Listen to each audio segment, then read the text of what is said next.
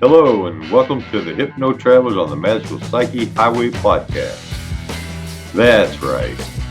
Your host and tour guide is Scott Prevett, a healer, hypnotist, and a magician. And your bus driver is Jason Gobelli, also a hypnotist, an entrepreneur, and a spiritual guide. Disclaimer, neither Jason, Scott, or any of our guests here today are licensed professional psychologists or psychiatrists. So please don't make any changes to any medication or treatments that you are currently on based on the conversation that you hear here today. Just hop on the bus and enjoy the ride. Trip with us on the Inner Revelation bus. That's right.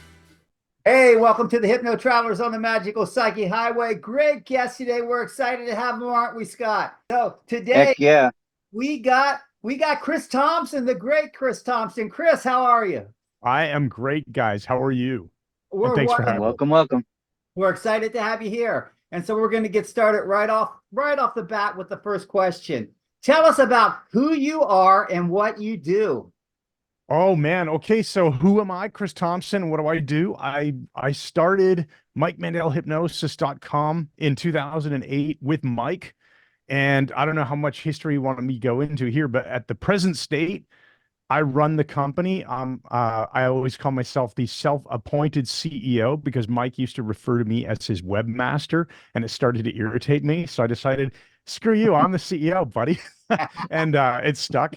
So I pretty much run everything to do with Mike Mandel Hypnosis regarding, product creation and strategy, content creation, offers and marketing, and everything to do with customer support, which I don't handle myself, but I officially run kind of every part of the company. So that's what I do now. I don't know if you want me to talk at all about how we kind of got here and where I came from, but we want to talk about you. So you just tell us whatever you want to do. We want to hear about the Chris Thompson and get to know All right, sure. Well, I'll go into a lot of the times this interests people, just the backstory, like how did I get involved in hypnosis and how did I even meet Mike Mandel and how did I end up being his best friend and business partner? Well, I'll take you on a short ride back to 1992. So that was when I first started doing my engineering degree back at Carleton University in Ottawa.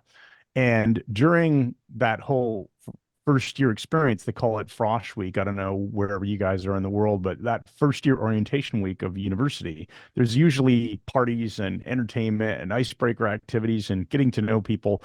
And so one of the things that my school did really well is they put on a really impressive entertainment week, and they brought in all kinds of different bands and comedians, and Mike Mandel was the stage performer, right? Stage hypnosis. So my very first year, my first week, I get to see this guy do this amazing stage hypnosis show. And I've never seen anything like it in my life. It totally blew me away. I'd always been a bit fascinated with the idea of hypnosis. And my dad, who was an engineer, had some interest in hypnosis when he was younger as well.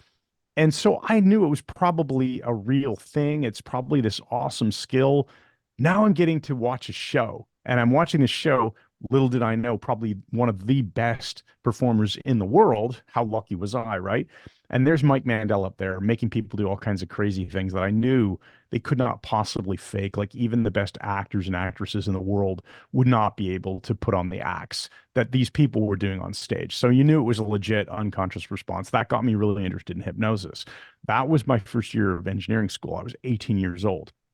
1 year later, when I came back, I loved the experience so much, I volunteered to be a facilitator for the Frosh Week for the first year students. So our second, third, and fourth year in engineering, whatever degree you were doing, didn't matter. Second, third, and fourth year students could volunteer to be part of the fun, right? And so I got to go back. And this time, Mike didn't just do a stage hypnosis show at night, but he did what was called the Brain Software Seminar during the daytime. And that was the first year, 1993, that he started doing this Brain Software Seminar. And so he was teaching a lot of really interesting stuff that came out of books from Bandler and Grinder and concepts from Erickson and even Tony Robbins. Awaken the Giant Within, or actually Unlimited Power was his first book. He was teaching some basic stuff out of that at the time I didn't realize what it was, but it was basically NLP and Ericksonian hypnosis skills. I thought it was fantastic. So I got to spend about 2 hours in this lecture having Mike demonstrate all kinds of cool things. So I was learning useful stuff about communication, about my own self. personal development type of skills, language skills, communication, influence, persuasion. And then I still got to see him do a show at night. So that's basically how I got hooked on hypnosis in my first and second year of engineering school. Little did I know, when I would graduate and later change careers into the finance industry, I was moving to Toronto. And I remember that Mike lived near Toronto, or in Toronto. He actually lives in a little area called Scarborough, which is now part of the Toronto megacity. But I looked him up one day online, and I ended up finding our jujitsu class that we worked together in for a long time. He was teaching jujitsu at the time. I thought, I'm going to sign up for that. This sounds fun. It's only an 8-week commitment, once a week.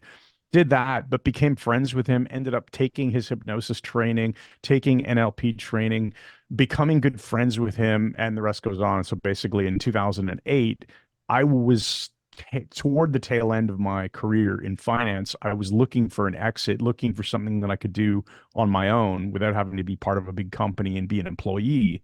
And I proposed to Mike, I said, why don't we create MikeMandelHypnosis.com? And it started out with me just selling like audio recordings that he used to sell in person in CD format at gigs.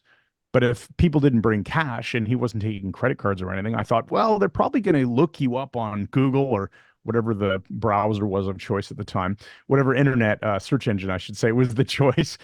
They're probably looking you up. And they're probably wondering, how can I get your stuff? And you're not online. So how about you let me set it up? And he said, okay. And the rest is history. So between 2008 and 2013, we didn't really have any hypnosis training online. But at some point along the way, I said to him, all right, we're teaching these classes in person. I wasn't originally part of the Architecture of Hypnosis live training in Toronto, but we took it over and I started running it for him when he left NLP Canada.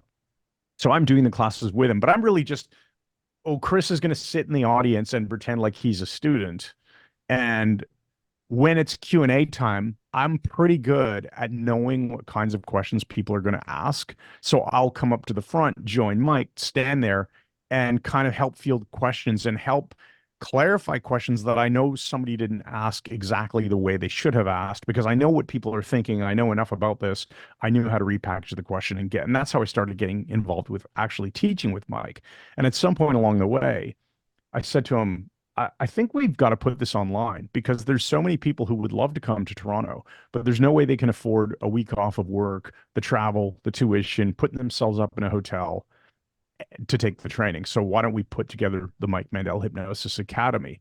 And he was at that point where he goes, okay, Chris, if you think it's a good idea, I'll just say yes, because you've proven yourself at this point. So just put me in front of the camera.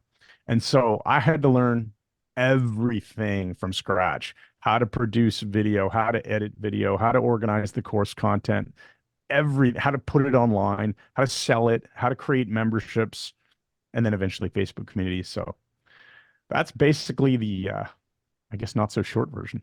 Nice, nice. Okay, so now I got a good question, because we're on your magical psyche highway here, Chris. So we want to know, we're all about people helping people and alternative methods of healing. So when did you just have that aha moment that I can really help people and change lives? For me, it doesn't actually come from an experience. I'll give you a couple. I'll give you two. So the first one that affected me was one where I had a profound experience that I hypnotized somebody who didn't remember the ridiculous things that I had him doing. And it was in front of quite a big crowd. It was actually the evening following one of Mike Mandel's hypnosis shows. I think I was in my third year, or I was probably in my, it was definitely third year or fourth year. It certainly wasn't my second year, because I hadn't studied enough hypnosis at this point. But I had, during the time I described, watching Mike do that first show, then the brain software thing, and then I kept coming back for my third and fourth year of school to volunteer. So I kept getting to see Mike do these shows every single year. And at that point, I'd started to become interested in learning it. So I'd borrow whatever books I could, study, learn, etc. And I started getting pretty good at the Ericksonian approach to hypnosis. And so one evening after Mike's show was over, it was a Thursday night, we were all supposed to be sleeping over in this room, the big auditorium called Porter Hall, because we'd wake up early on Friday morning, 6 a.m., cook ourselves a breakfast, and then go shine shoes downtown Ottawa for charity, collecting money. Basically, let me shine your shoes, give me some money, it all goes to charity. So we're all sleeping over after Mike's show, and I decide to hypnotize this guy in our group. Now, I didn't intend to. It was actually an accident happy accident.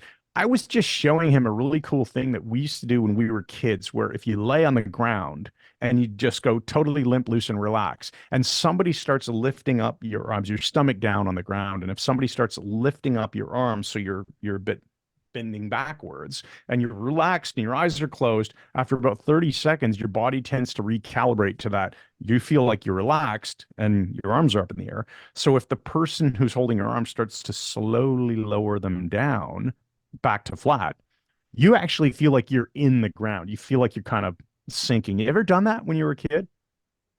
Oh, No, try it out with your kids or with like young kids love that. It's such a cool experience. It's sort of similar to how if you push your arm against the doorway for a long time and then you relax it, it starts to float up because it's not quite totally relaxed. yeah. Anyway, I decided that this was a neat opportunity to slip into Ericksonian hypnotic language. So instead of just saying, "Oh, and I'm putting you down, doesn't that feel amazing?" I started shifting into Ericksonian, mandling my inner Mike Mandel language. And as you begin to feel that sensation of those fingers sinking into the earth, and it's a simple thing to really enjoy, noticing how amazing it is that you feel as if you're in the earth, but you can still breathe comfortably, and it's a wonderful experience. And I gave him all kinds of sensations, ideas around hearing earthworms and how he could feel the moisture in the dirt. I thought, he's responding. And I remember seeing his hands move, like his hands are out there and his fingers are wiggling. And I'm going, I'm getting ideomotor movement here. This is amazing. He's really responding. So just naturally, I started throwing on more and more suggestions, turning it into my own little entertainment show. So I eventually had this guy getting up, thinking he was running on a treadmill. He used to be in the military cadets or something like that. So I had him, he's wearing his big rucksack and he fell off the treadmill. Get up, you gotta keep running. And he's responding as if this is genuinely real. Ended up having him do a bunch of other crazy things. Brought him out of it. This was my mistake. I'd never done any real hypnosis in my life, right? I just read about it in books and thought I can do this, and I was getting a good response. So when I did the awakening, I stood him up and I said, and when I count to 5 or whatever the heck it was, you will be wide awake and alert, and you'll be completely amnesic. You won't remember why you were up here. You'll think you were just dreaming and that you woke up. And I counted him out, and he's surprised. And I'm going, okay, so what are you doing? And he says, oh, I must have just been dreaming. He responds as if everything I told him is 100% legit. To that, like, to this day, I don't know. I lost touch with him because he was just a kind of a casual acquaintance during that week. But I remember the next week when I sat at a table at the coffee shop at the university main building where we're having a break, and he still denied. He's like, no, I wasn't hypnotized. I was just like dreaming, and you just had me sleepwalking, and you just woke me up in front of everybody. He had no idea. Either he was in denial or he just didn't want to admit it, or legit the hypnotic suggestion, the post-hypnotic of amnesia had stuck with him for the time being.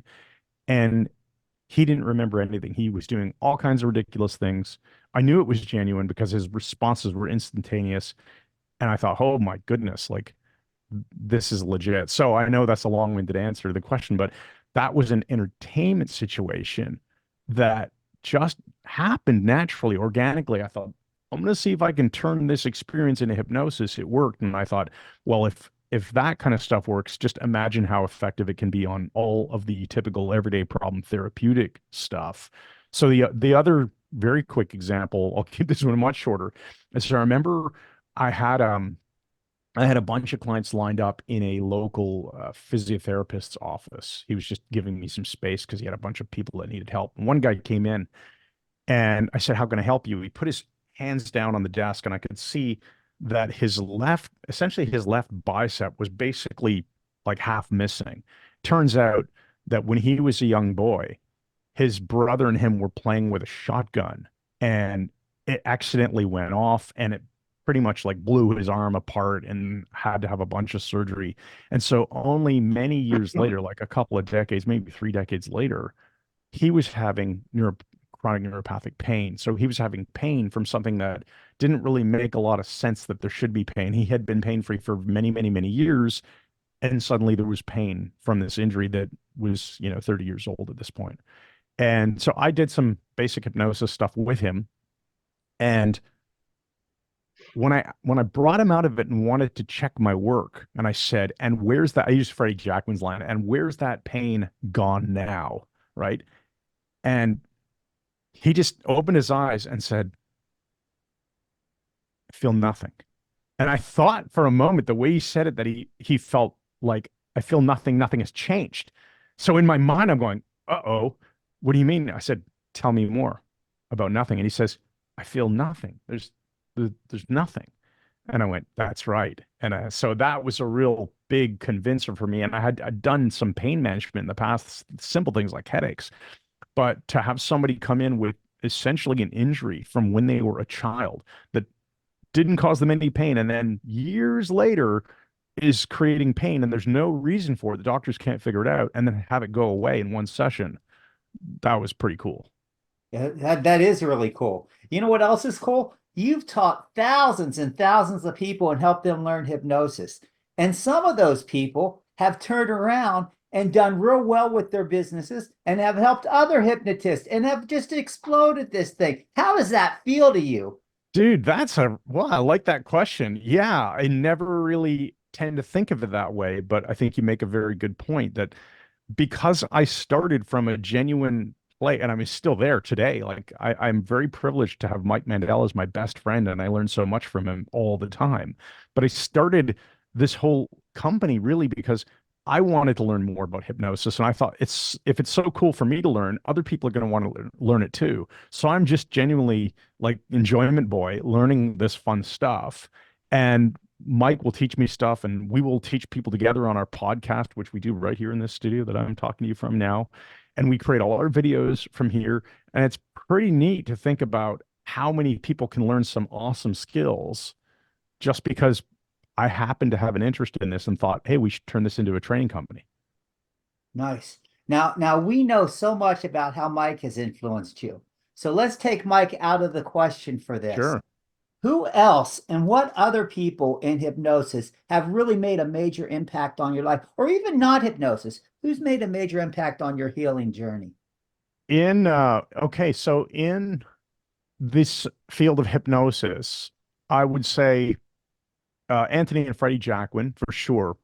Especially Freddie Jackman has this wonderful, warm charisma about him, and he's a very different sort of presenter than Mike Mandel. They're both really charismatic. Mike brings more of a comedic energy to what he does. Freddie brings more of this genuine, warm friendship kind of feel. And so I think there's something to be learned from both of those styles. And of course, Anthony's just the consummate entertainer. I mean, he's very, very intelligent. He's well-read. He's really great at presenting. And I think he brings quite a lot of theatrical fun to what he does. So those two guys are fantastic. Man, I really think James Tripp is a great model for what Melissa Tears, our other friend, likes to call just that level of weirdness. He brings I can't remember how she phrases it, but I'll just call it like that weirdness, but he makes it somehow okay. And James is a wonderful street hypnotist, performer in impromptu situations. I think anybody who wants to learn how to be a congruent, confident presenter of any skill to do with magic, mentalism, hypnosis, you've got to be watching James Tripp, the way he acts. I'm going to also say my friend Michael C. Anthony, who I only got to become really good friends with because he was best friends with Mike Mandel, and they brought me in, right? So we're like the Three Musketeers and stuff now. Michael C. Anthony is an absolute gem when it comes to understanding how to present something that is profound. In his case, a lot of mentalism effects. But I think that same presentation style lends itself to any kind of teaching. He makes it really interesting, and he's very good with the humor. So let's go outside of hypnosis. I would say I am very much inspired by, I'm going to totally change gears here and say this comes from the field of finance. And when I was learning about investing, the first thing I learned is it's not about making short-term decisions like, oh, buy this stock now, sell it next week when it's higher. It was about long-term thinking, building something that investing in something that somebody else was building, in this case, something for the long term. Great stocks like Apple, or nowadays Tesla is a big one that I really feel is doing a good job of building a huge long-term future. Netflix, Google, all these big names, that Amazon, they built something really powerful from the ground up, something that was in an important and growing and innovative filled industry. And so my getting back to the point here was the guys who taught me to think about big long-term changes and to make decisions and commit to them in the finance industry. It was a company called The Motley Fool. And it was David and Tom Gardner. They're the two brothers who started a company called The Motley Fool, or fool.com. And if you go there, you learn a lot about stocks and investing. But those same lessons, I really take them through to, well, what else do you want to build long term? Not necessarily a stock investment portfolio, but what about a company? What about a relationship? What about a skill? What about something beyond stocks, right? There's lots to be learned from that idea of long-term thinking. Does that make sense? Yeah, it does. Nice. Finally, I'll throw in, because he's awesome, Tony Robbins. One of the first personal development, personal growth, NLP related books that I read in my life was the book Unlimited Power. And it's an absolute gem. It's life-changing. There's so many awesome concepts in there. He's amazing. Wonderful. Scott, you have a question you want to throw? Well, Chris, I know you're busy. We really appreciate you taking time out of your day to come and spend time with us. What advice would you give to people that are just starting out in hypnosis?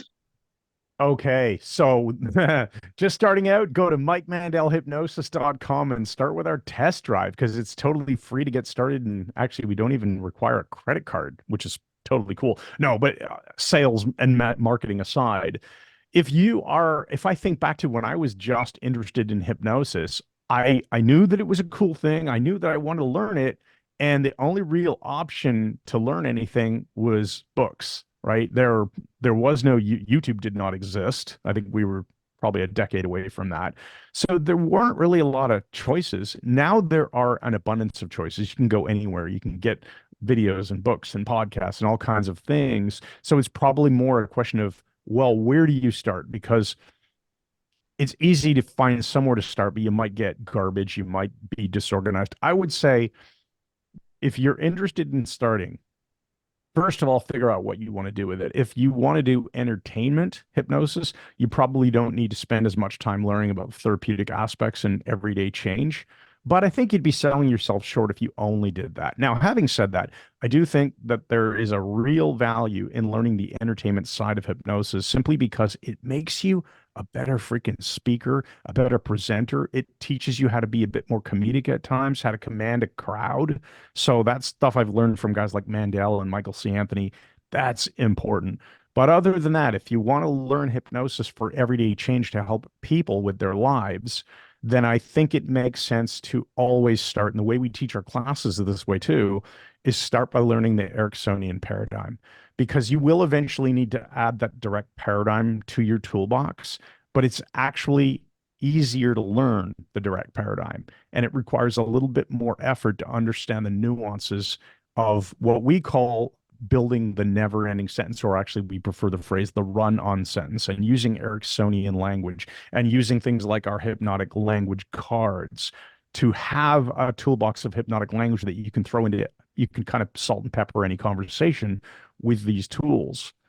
And that gives you much more flexibility, because if you only learn the direct model of hypnosis, then you don't have really any conversational tools. So you can't be in an everyday conversation with someone and they start telling you about some sort of problem they're facing, and you would have no idea maybe how to launch into a metaphor or how to ask some clarifying questions that don't seem too probing, but give you their magical words that resonate for them to describe that problem, that you could then begin to transform in front of their eyes just with some simple hypnotic language. If all you had was the direct method of hypnosis, I mean, imagine you're hanging out with somebody and they're telling you about a problem, and you say, "Oh, cool, I can help you with that.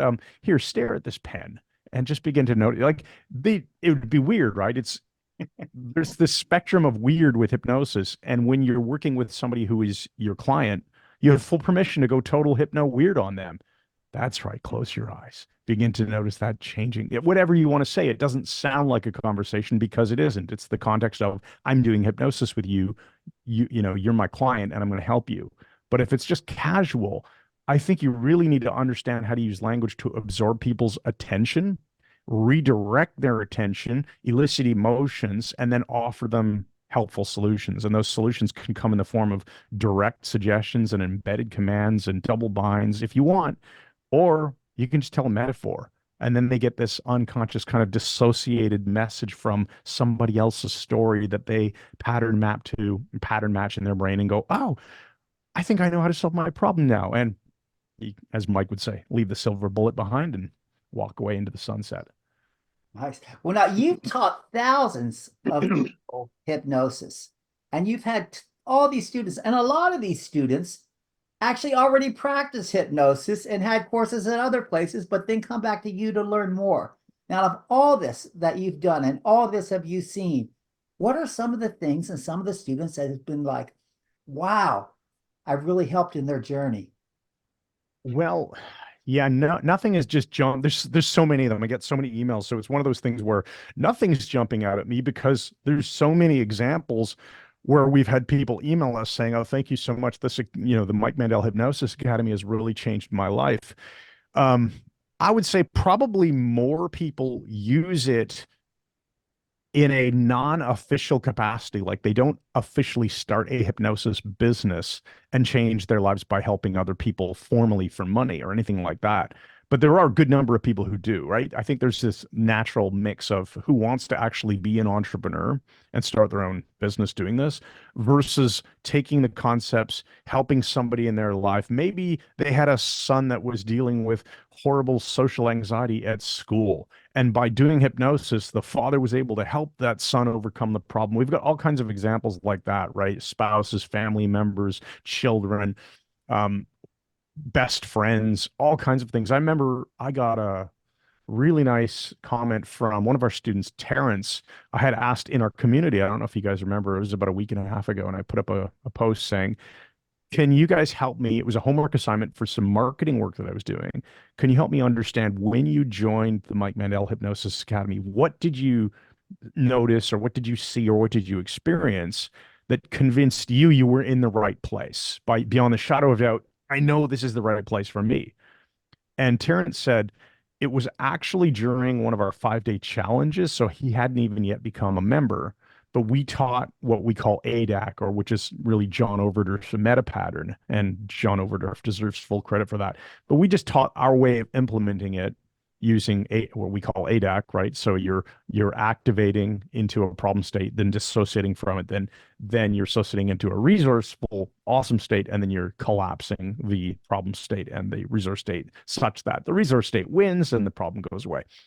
And he said, well, it seemed too good to be true or something to that effect, but I worked with somebody who had been dealing with this terrible grief of having lost someone they loved and couldn't go into the kitchen. I think he said couldn't go into the kitchen without this horrible grief response because there was an anchor around the person that had been lost. And ADAC solved it in one session, and he was just like, wow, this is amazing. Now, this is a guy who does hypnosis professionally as well, but I think that's a profound story about taking something that was a foundational based skill and going, oh, I can do this. I could do it easily. And holy cow, it worked. I got a great result and helped somebody. Awesome. So now, Chris, our viewers are definitely going to want to know how they can reach you and what they can do and where you want to send them. We want to post. All right. So give us your information there for you. Well, the best place to go is our website, MikeMandelHypnosis.com. Just remember Mandel, Mike Mandel, 1 L in Mandel, hypnosis.com. And the best way to get started with our training, if you're interested, is right there on the homepage. You'll see an offer for what we call a test drive. Test drive is just a nice metaphor for like a car. Here are the keys for a few days. Go check it out. And a few days, no one gives you the keys that long, but check out the academy, see if you like it, see if our style of training resonates with you. And only if it does Would you then sign up? And that's when you'd have to, use some sort of payment information, credit card or PayPal or whatever. But we don't require any of that information to just do the test drive on the website. And then you will also find us on Instagram and on YouTube and on Facebook. And we put out a lot of stuff on social all the time. So those are probably the three biggest platforms. Oh, TikTok as well. So I think on TikTok, I think we're MMH Toronto. I can't remember, but if you just search Mike Mandel on TikTok, you'll find us there. You'll find us under Mike Mandel Hypnosis for both Facebook and Instagram. We are Mike Mandel Hypnosis on YouTube. And Brain Software Podcast. Wherever your podcasts are found, you want to search for Brain Software. That's the name of our podcast. And you want to hit that subscribe button. Nice. Okay, so now let's throw hypnosis all aside. Sure. Let's talk about Chris, because we're on your magical psyche highway. So what do you do to just get that besides hypnosis, that peace and that relaxation, and just get in the zone where you feel well? Well, I think it's all hypnosis, but I appreciate the question, because it's not like I'm saying, gee, I need to get some peace. I should do some hypnosis now.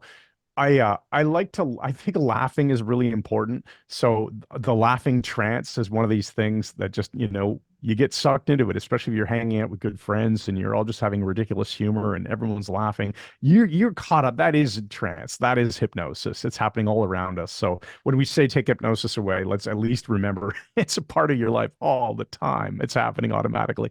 So laughing is an important one. I love music. I love working out, and I love cooking healthy foods, and I love just hanging out with my family and hanging out with my wife and kids and chit-chatting, and I love learning pretty much all kinds of things. I love learning about science. I love learning about technology.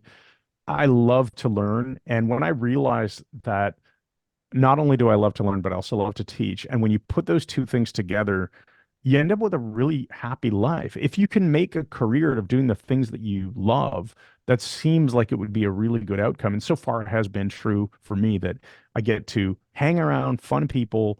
We made a conscious decision to not ever do stuff that is sort of less than a 7 out of 10 on the fun scale. If it's not at least a 7 out of 10, maybe we could find someone else to do it or just not do it. And I think that extends to daily life too, outside of the workplace. So do things that you really enjoy doing.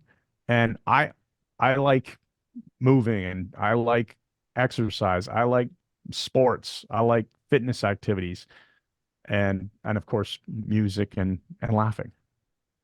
And we interviewed Tim, and yet there's a balance here. Tim Sure, and he said that all successful people definitely have to balance that family life too. Now we know you have wife and kids, so that definitely plays an effect. So what do you have to say about that?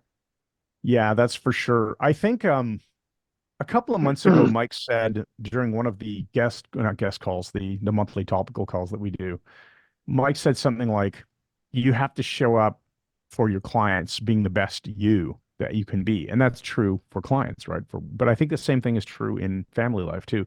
You have to show up as a father or as a husband or as best friend to someone, the best person that you can be to help them in that situation. So it is incumbent upon all of us to keep our own performance and ego states and emotions in check, and be good role models, and have the right mental mindset of our own lives, what we want.